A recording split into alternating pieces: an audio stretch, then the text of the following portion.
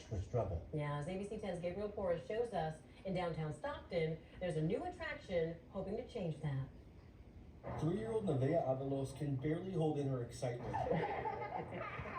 And for good reason. You get to play in the water later today. Yeah.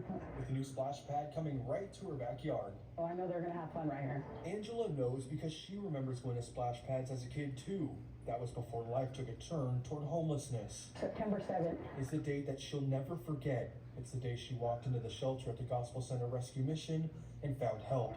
It's a good change in your life, you know, to do better with yourself, and especially for my daughter. For the mission CEO, David Madura, And that's what we want them to do, is be successful in life. that goal takes more than providing shelter and food. We want to see long-lasting generational changes in people's lives. You have to kind of put yourself in somebody else's shoes to see what would I want if I was that child. What would I want if I was that mom or that dad? It was that question and an anonymous donor that brought the idea of opening a splash pad for the shelter's 30 to 40 kids to life. Totally, it took about 2 years. It started when COVID was still a little bit high, so that kind of slowed everything down. All that waiting. I told her she was gonna be able to play in it today, and she's excited about it. You can see it in her eyes, you can hear it in her giggling. Leading up to now, the big moment. When Nevaeh and her friends, like 7-year-old Alex Irons, can forget about everything else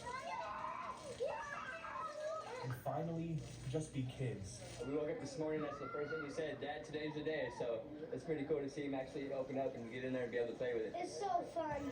In Stockton, Gabriel Porras, ABC 10.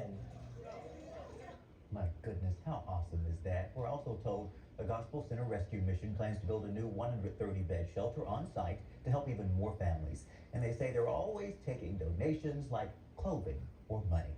And as we bring in Carly, I just have to say, it just breaks your heart when you think about our homeless families, especially as you start to track these very warm temperatures this weekend. Yeah, extremely warm. Important to stay hydrated. And if you're going out to a splash pad, sunscreen, right? Sunscreen, sunglasses, light clothing, nothing that's going to retain heat for you. You definitely going to want to cool down. And you know what? This weekend is when you're really going to feel it.